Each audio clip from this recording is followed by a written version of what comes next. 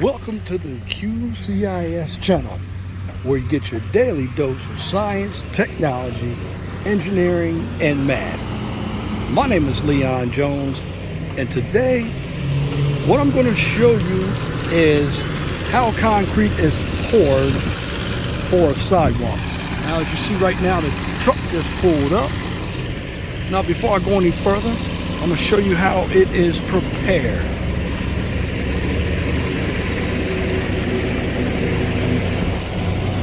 Now I am walking over here toward a sidewalk, and here's how it's prepared. You have the formwork. What I'm doing, I'm checking the stone for compaction.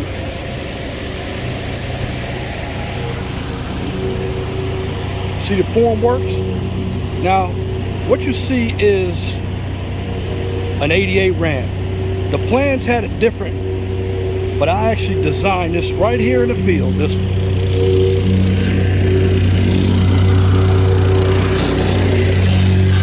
See that it is being compacted. Here's the step. We added that. And I'm just checking for the compaction.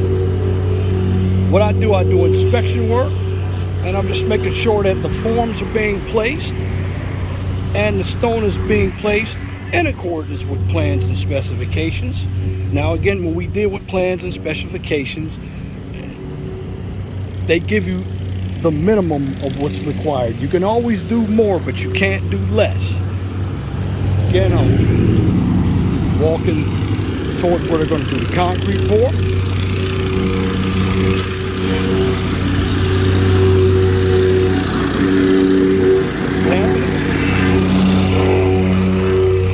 Compaction looks good. And right in front of me, you see the concrete truck. You hear that backup alarm? It's backing up. Now, this is what you have to understand about construction. There's a lot going on here. And when we deal with safety, we must make sure that we are basically perfect. You can lose lives out here. Now, what I have, a gentleman out here, he's walking up the street. He has what we call the stop slow paddle. It's about 72 inches in height. He uses that to make sure that he monitors traffic. Now, what's over here? It's a sidewalk being formed up. This is what they do to prepare for pouring concrete.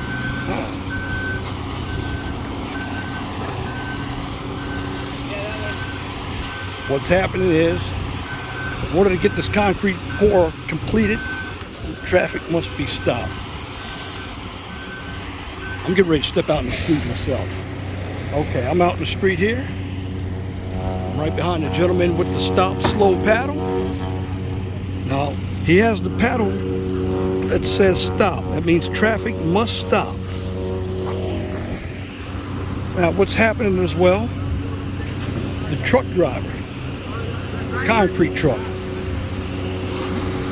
what he's getting ready to do, he's getting ready to put the chute together. The chute is where the concrete actually comes out of the drum and onto the ground. Now, generally, I would be testing concrete, but since they're going to do less than 50 cubic yards, I don't have to test it. I've already calculated it at 11 cubic yards. Now you see the chute extended.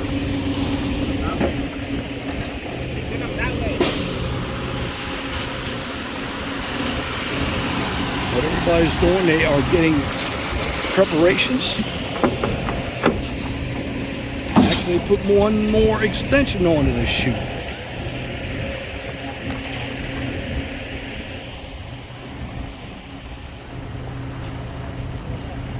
And you have to be very careful when it comes to traffic. I'm sitting out here. I'm making sure that traffic is stopped as well.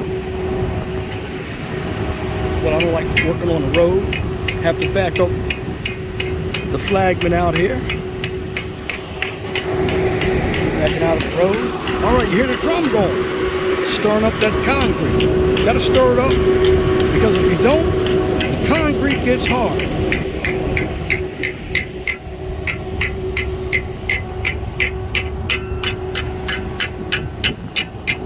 See all the workers?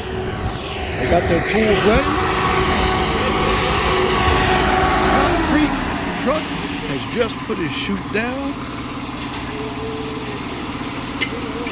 And it's going to take a little bit to pour this concrete. I'm going to make sure it comes out smooth here. Here we go.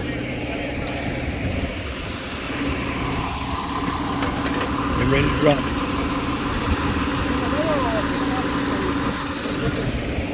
We get a good shot here.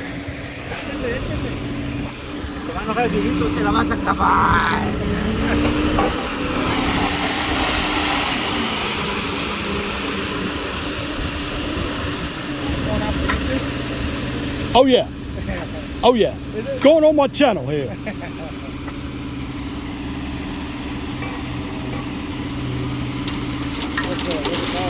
The QCIS channel. All right. Getting in the field. Pouring it. He's pouring it. Here it comes. Looks real good. Slant wise, it looks like right around a 4. I can eyeball it. Again, I'm going to show you the concrete as it comes from the drum into the chute.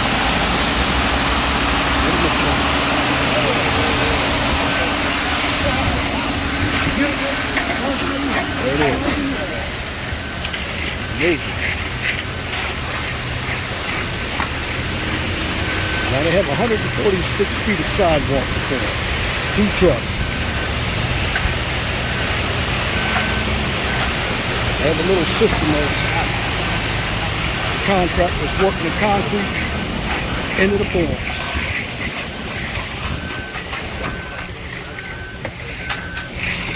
Now once the concrete is poured, it's being finished by the finishers.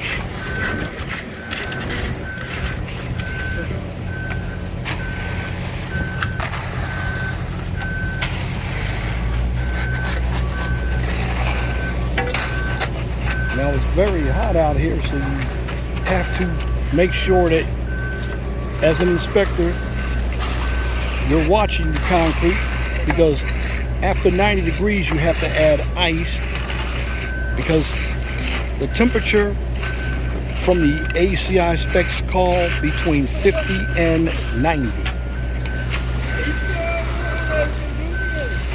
Here we go. He's going to run a screed right across it. There's a screed. He's raking it.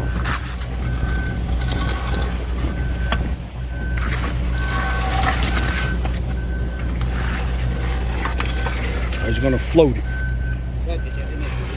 Show you how the progress is going. He screed it, and then here's the float.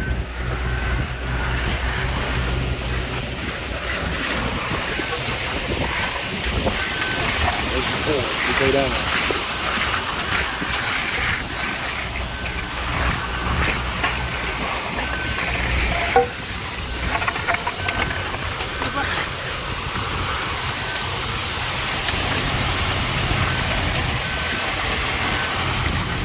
They got a system going.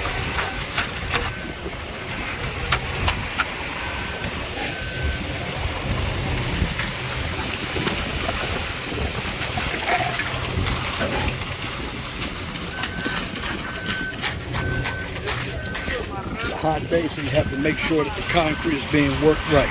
You want to make sure it sets up with the strength. Now again, this is a sidewalk, so you're not going to have much load on the sidewalk. Let me show you what it looks like now, as it's starting to come together.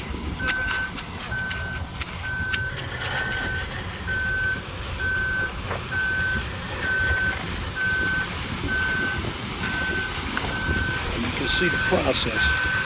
The concrete comes from the drum into the chute, onto the sidewalk.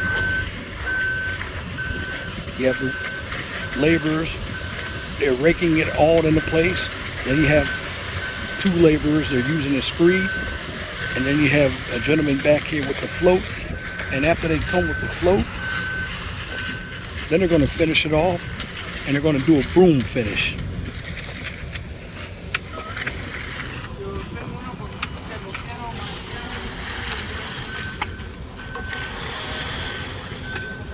Now again, it's a very hot day out here, so you have to make sure concrete gets poured correctly. Temperature has to be right because it can set pretty quickly.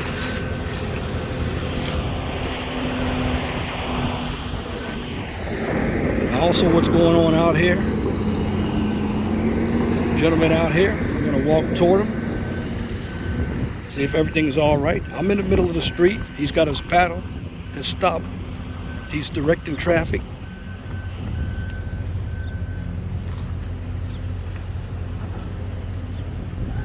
I'm out here, so in case something happens, I'm the backup, right in the middle of the street.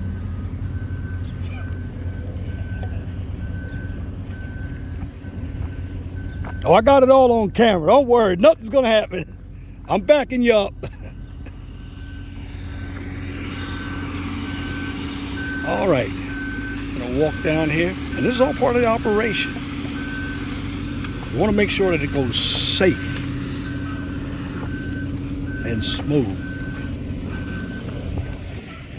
And again, I'm a construction guy, and I just wanna make sure that we have a good product as well.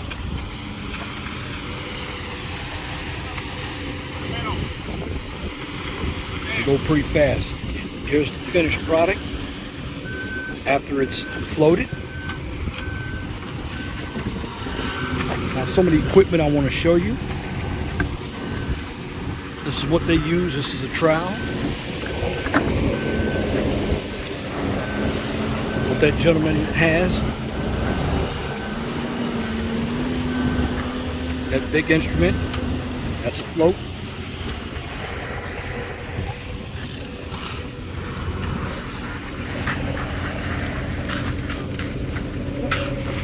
Get up here in the trenches. You see the raking going on.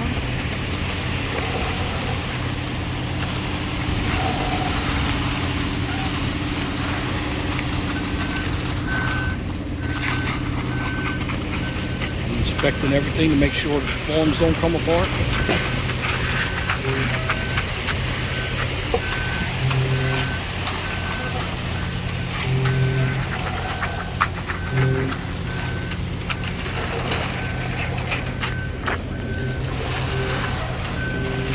Again, concrete can get very messy. I've had to play in it a number of times myself.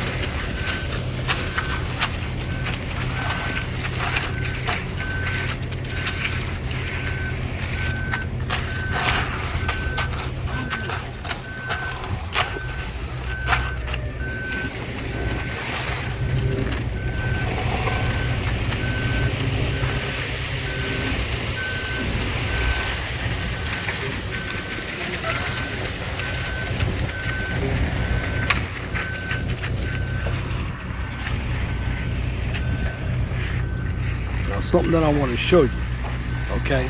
The trucks came out here, okay? Now, how do you know how many yards we have to pour? Okay, the answer is very simple. What we did, there are 2 sections of sidewalk. This section and the section that is yet to be poured. But we measured both of these sections, added up the total length. Now the width of the sidewalk is 5 feet and the depth is 4 inches. So what we did, we took the volume, the length times the width times the depth. We came up with cubic feet, and then we divided that by 27, because when we deal with square feet, we divide by 9, cubic feet by 27. Cubic feet is 3 cubed, which is 27. Now that number is very significant because we convert cubic feet into cubic yards. Generally, each truck is 8 to 10 cubic yards. That's how much it can hold. So we came up with 10.1 cubic yards, so we asked for 11. Now, in construction, you're going to have some waste. Generally, I would be testing this concrete for slump, air, and temperature, and I'd be making specimens for compression breaks. But since we're not at the 50 cubic yard mark, I don't have to do it. But what I am doing, I am inspecting concrete for compliance with regards to temperature. I can eyeball it since I've been doing this for a long time to see if we have a number 4 or number 3 type slump. In the future, I will show you how to do a slump. But right now, what you're viewing here is how a concrete pour works. Everything comes from the drum to the chute to the infrastructure they want to pour, and then you can see how the contractor is using their equipment to make sure that the concrete is in compliance and the product looks good. Now, when it's hot, it can be very difficult to work concrete because it sets up really quickly.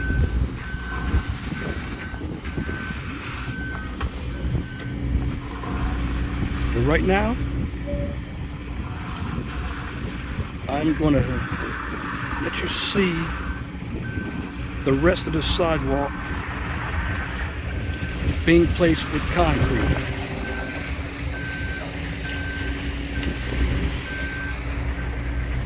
Now we have gotten to the area as well. It's being poured right now.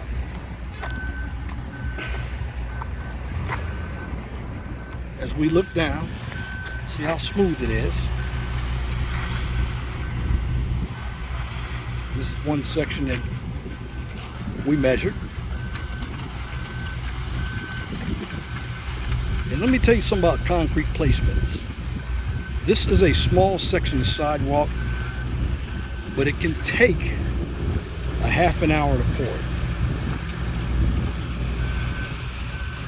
And see, the drum is still spinning on the concrete truck. That's so it doesn't set. Concrete can't sit more than 90 minutes. After that, I have to reject the truck. I don't like doing that because it slows the job down. So my job as an inspector is to make sure that the project is being built according to plans and specifications, and I'm going to keep the job moving. And if I have to make changes in the field, so be it, I'm going to do it. Because, you know, construction is about the team. From the inspector, designers, it's our job to make sure that the public has a good product.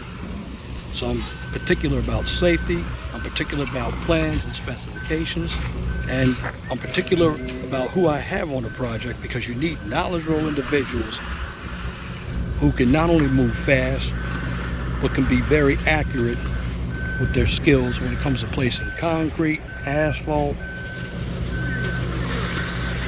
storm drains, water lines. We have a lot of that going on in this project. Again, we have a lot of utilities. We have a lot of concrete pours on this project. Again, I showed you an ADA ramp that I had to change in the field today. I had to redesign it, and it's going to work. The plans don't tell you everything. They make mistakes. It's my job to correct the mistakes. That's why I enjoy it so much. And this is the advantage of being an engineer and an inspector. Most inspectors are not going to make decisions because they can't. I'm not afraid to make a decision.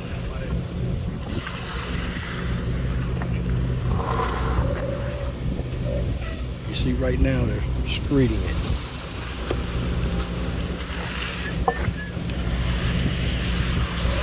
running the float. And generally when they pour concrete, once it sets up, they finish it off with a broom or a brush. Then they put every 50 feet piece of cork board in there. That's an expansion joint. And they saw cut other expansion joints. And you have to have expansion joints in concrete because here's what happens with concrete. In the wintertime, concrete contracts. In the summertime, concrete expands. Now what you're looking at is a section that is almost completed.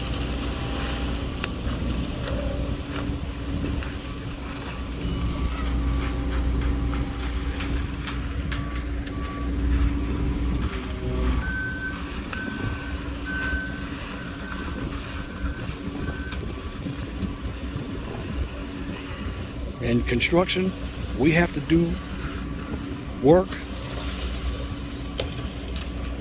in every weather situation. Now when it rains very hard, we stop. But for the most part, hot or cold, we're out here working.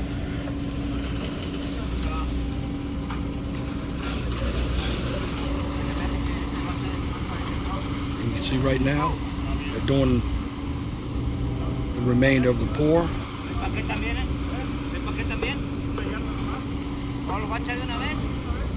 It's a good crew out here.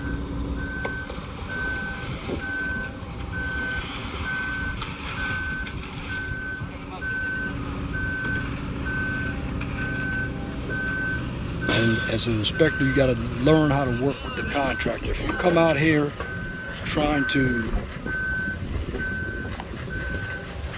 utilize your power as an inspector, the contractor's not going to work with you. And out here, you have to know how to disagree. You have to know how to resolve conflicts. And this is a big job, challenging job. You know, most of your jobs for any state department of transportation, they're mainly paving jobs. This has everything on it. Utilities, sidewalk, ADA ramps, paving. They see they got this whole section done. See what's going on, they're screeding it. And after the screed is run across the sidewalk, then it's going to be floated.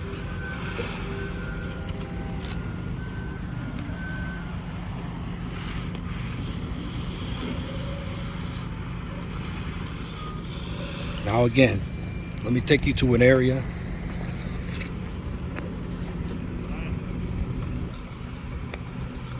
that has no concrete.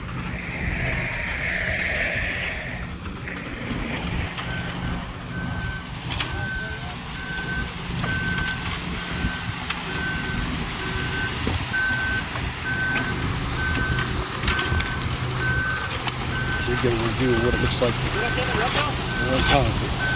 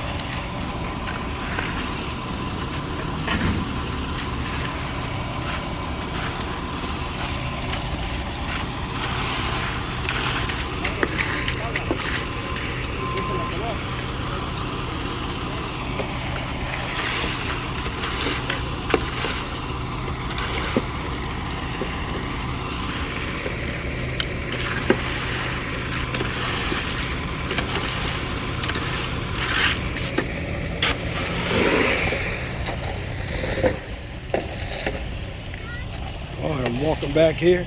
See the finished product. Putting water on it. Concrete is starting to set. Here's what it looks like.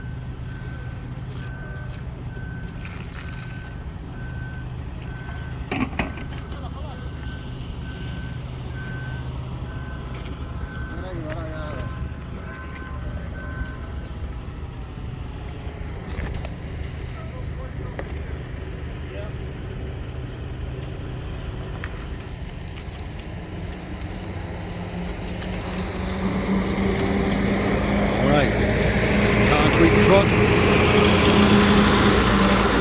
leaving. Now, something else is going to happen. We're going to open the road back up to traffic. There he is. There we go. Very smooth. Let me show you something as well while we're here, so you know. Now, when you do state jobs, you have right of way. That means the state owns that property. This right here is a monument. I mean, see, this is a monument. It says IND, that's NDOT. It's a monument. That means anything north of this monument, this is considered state property. So what I'm saying is, you see this parking lot here? See this curb? This curb is new. Well, they took that by eminent domain. Now, generally when they take something by eminent domain, if they're going to build a road, they basically buy the business or buy the house at property value, and they take over the property. They'll demolish the infrastructure and use that property to build a road. Now, anything past that marker, that monument,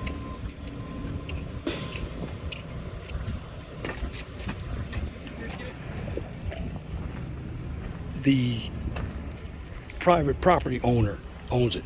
Like back here, this is Cork and Keg Liquors. They own this property. Now, going back, they're getting ready to lay a broom finish, use their trowels, make sure the concrete is smooth. It's basically shaping it up. And when I mean shaping up, I'm talking about concrete.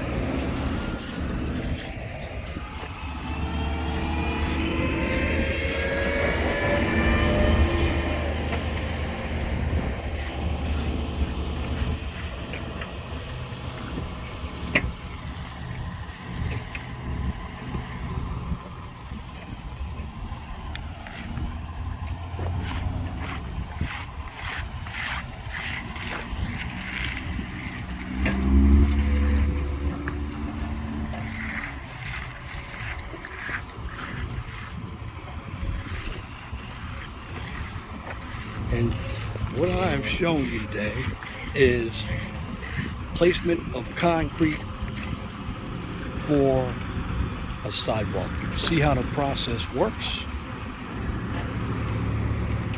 You see that it takes skill, experience, and it takes knowing the temperature, knowing how to inspect concrete, knowing how to form up concrete, and it's a process. And you follow the process right, you have a good product. And that concludes this topic on construction field inspections, placement of concrete for a sidewalk.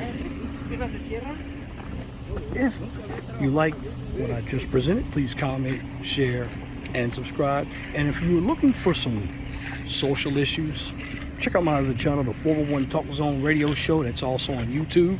Now, if you cannot find me on YouTube, you can always check me out on Twitter.